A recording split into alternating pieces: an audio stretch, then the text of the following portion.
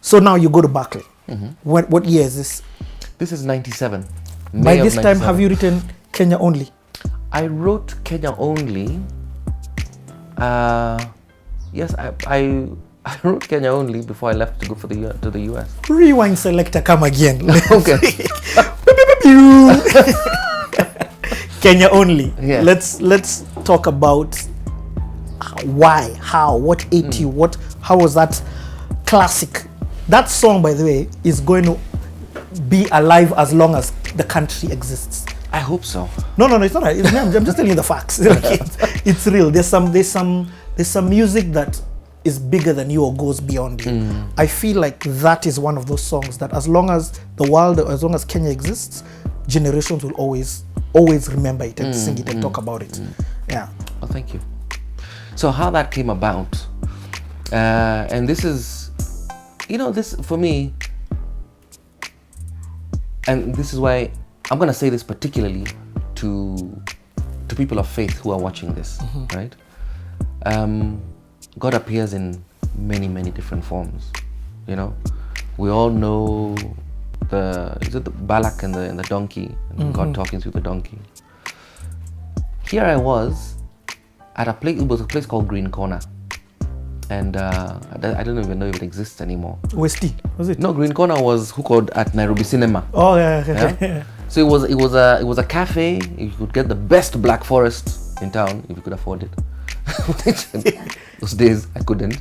And then on certain nights they had karaoke, right? And they would open up a bar. This very drunk guy comes up to me and he says to me, write a song for Harambee Stars, right? And I was like, okay.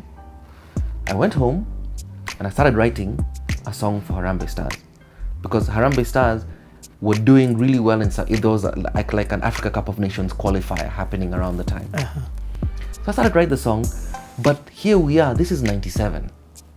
We've had ethnic tension, sort of 92 when we had that first election, and then we saw it move from Rift Valley where it was concentrated down towards the coast. Lekoni had a bunch of things happening, and I was like, okay. And then 94 happened in Rwanda. I'd been a student at Daystar.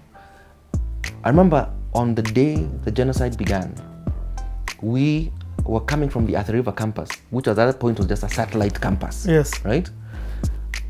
On getting out the school bus at Valley Road campus, the Rwandese students got off the bus, they met some other Rwandese students, some words were exchanged, and then everyone just started to cry. Like shrieks, like screams, right? Well, they're like, what's going on? They're like, Habyarimana's plane has been shot down, right? Yeah. And from that day, for the next 100 days, Rwanda, madness, right? And so you experience this stuff, you see where Kenya is going, what's happening in Kenya. And so this guy comes up to me, drunk man in a pub, he says, write a song for Harambee Stars. I start. As I'm writing it, I'm there like, there's a larger thing that I need to talk about, right? And then I started to talk about what Kenya was going through and how people were being used, how ethnicity was being used to divide people, to prop up a political class, right? And that's where that song came from. Can you sample? Of the original? Yeah, of the original. Our glory lies in unity, our strength in our accord. Hatred and disparity we cannot afford. Our task is incomplete if our souls and minds don't meet. If there's one in the multitude who does not share our attitude, to work, to dream, to live for Kenya only. Let my flag remind me of my sacred duty. Black for the people, green for the land, red for the price of freedom, and white for peace in Kenya. My pride, my strength, my joy. I always will be Kenyan in pride and strength and joy. Boss, Yani, you know, I've had you explain the back story. I've never listened to this song the way I've listened to it now. Oh wow. Because the words have such life, and actually like prophecy, like also guys, this is what I saw happening in Rwanda. This is where I saw us guys going, and I can feel the passion with which you wrote the song. You didn't write this song to get hits. You didn't write this song to get hits. You wrote this song like, guys, here's a message. Exactly. You know, it's we were living through it. You know. Yo. That was powerful. Yeah. Then did you shoot the video now? When you record this? First of all, man, dude, did you now at this time know that I had this gift of songwriting? Because that's another. In fact, I rate you, Chris Adwar, and maybe one or two other people, one of the best songwriters in this country. Hey, and we'll talk about Bien Baraza into that list. Oh as yes, well, yes. But thank you for saying that. We'll talk. Bien falls in, and a few other guys there. And although he's amazing, I'm not taking nothing from him. And Bien, please, I've been trying to interview you. This is why. So do you know that at this time you have this songwriting gift, or is it now when you're beginning to figure out, yo? I struggled with songwriting. I was not just a natural, you know. Someone like Chris was a natural. Chris, like, I even told you how he came up with the name of the group. For him, stuff just happens like that, you know. Lyrics and music come together, you know. And so I really struggled. And the Suzanne Shukia put me through a couple of really important lessons, you know. I'd write stuff, I'd go play it for her. One of the first songs I wrote, the chorus went something like HIV, right? She was there like, Eric, do you want people to sing this song with you when you're playing it live? I was like, yeah. They're never going to sing HIV, you know. That's a lesson and a half. You know, that's a lesson and a half. It is, yeah. You know. And so, like, for example, I mean, from a songwriting standpoint, as in like, I started playing songs whose chords I liked, you know, and there's like a chord here. There's some chords which are. They are tear chords. Yes. They're chords designed to make you tear. To make you feel a particular way, right? And so, like this Elton John song, can you feel the love tonight? Yeah. It's enough for. There's like a chord that he plays, which I was like, I need to find out that chord and put it there somewhere, right? Because even like when you listen to like South African music, when this chord here is designed to make you feel a particular way, right? So in Nchi, natumaini, najitolea Daima Kenya, hakika. That chord is for the maidoli, it's for the tears, right? It's designed like that, you know. And that so, is too cool. So I think I started to pick up all these little tricks, right? And try and craft a song into existence, right? And even that,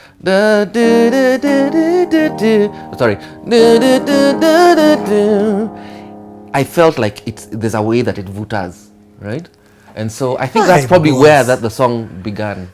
That's so cool, because I'm hearing again. I'm so glad I brought this songwriting conversation up, because again, the intentionality with which you are writing, not just the lyrics and the words, and it's not that the tune just came into your head, or even if it did, even how you decided to package it and give it to us as a consumer was so that we hear those words and it evokes a certain emotion. Because this was something that you were trying to evoke. You're trying to, guys, we're not going this direction. We can't go this direction. Okay. You know? So you record that song. Where do you record it? We recorded it at Bruce Odhiambo's studio. Right? And the late great Bruce Odhiambo. And Masi Myra sang background vocals on that first version, right? And I mean, Masi's an amazing, epic vocalist, right? And so Bruce and I programmed the song, and he was kind enough not to even charge for it. He was like, this is a good song, it's important for Kenya, let's do it. Whoa. Right? So, and also, it was also at the time when Five Alive was falling apart, right? And I was like, I'm going to college. I was gonna do this farewell concert, and I needed to publicize the concert with some new material, right? And so there's also all this impetus to get the song done and record it. So we also recorded a song called Nakuaza, which was not a good song. Anyway, so we tracked the song, and then I tell you, I'd done an ad for Andrew Crawford Productions, a vocal, right? And they owed me, I think it was 30 G's, right? And then I needed a grand piano. No. What's a dolly? Dolly and tracks, yes. Right? And Jimmy Gathu had offered to film the video for free, right? He was gonna bring a KTN camera, right? And just be like, look, it's an important song. So there was people who were gathering around the song already. And so the dolly and tracks was gonna cost 30 G's. And Andrew Crawford owed me 30 G's. And these guys are guys who Kenya Grips and Andrew Crawford, the film studios, was like a relationship. So, such a wheeler dealer, I called up Andrew Crawford, was like, that 30 G's, fanya hivi. Tuma huko, right? I told Kenya Grips, give me this dolly and whatever. And that's how that whole thing happened, right? We all met at National Theatre, right? I had spoken to the director of National Theatre. Jimmy Gathu brought the camera, Bruce brought the track, and we were ready. And we did it.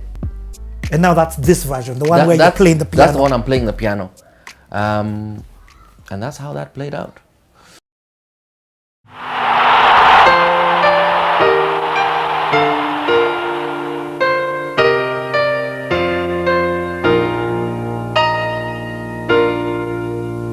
Our glory lies in unity, our strength in our accord. Hatred and disparity we cannot afford. Our task is incomplete if our souls and minds don't meet. If there's one in the multitude who does not share our attitude, to work, to dream, to live for Kenya only. Let my flag remind me of my sacred duty. Black for the people, green for the land, red for the price of freedom, and white for peace in Kenya. My pride, my strength, my joy always will be Kenyan in pride and strength and joy. Favors and yeah. And then of course Jimmy Gathu has this, the number one, he has the MTV of Kenya. Exactly. He's the MTV of Kenya. Exactly. Yeah. Through the different shows, Rhythmics, Rastrat, that section. So he plays these jams. This song, I think I even watched it on news. Forget even watching it on this music shows. This song goes and explodes. Was this before you left or after? Of course, you know because you've shot the video before you've left. Yeah. What happens now? So I head off to the US. I guess I didn't even know how much traction it was getting. Oh, because you recorded and then you bounced. I recorded and then we played a farewell concert, and then I bounced. Right? It got a certain amount of airplay. College. To Berklee. Because that's another conversation we're coming back to. Yeah. And but I think it began to then, when the bomb went off in '98, right? People like Jeff Koinange, right? Or they're like, hey, I'm going to use this song and just use it to show how Kenyans came together when the bomb went off, right? Which is an interesting thing because the song had been written about ethnicity and tribalism and sort of, you know, coming together in that way. But Jeff saw another interpretation of the song. That is, you know, and then he created, which nowadays people, it's like they call them fan videos, you know. But he just was there like, song, my images, put them together, right? Then the song started to get a lot of airplay, and then it's that sort of that happened, that season passed, and then we decided to do a Swahili translation of it. So okay, wait. Even before that, now you've made me understand why I think of it in that sense, because you looked at it in the unity sense of that. I mean, Bomb Blast was huge. 98 August 8th, 7th. Big in terms of a tragedy happening within Kenya. So I understand. I see now what happened, and it was being played over and over and over. Because it's funny, even when we talk about, I don't see you playing the piano. I see that later. You get? But that song on its own was huge, and it was. And I feel like from a consumer, asking, was it? Yeah. I wasn't even here. Oh, no wonder. Now I'm getting. You are not here. That was now for us the introduction of Eric Wainaina. That's when we're like, okay, we wanted Five Alive back, but it's okay. It's okay now. It's okay. Bob, Nisa, you can be in Capital FM and it's not homework. Nisa, you get. So now it became our acceptance of, okay, he's a solo musician, and this is wonderful. So now tell us about now it becoming. Did it happen after that soon when you made it now Daima Kenya?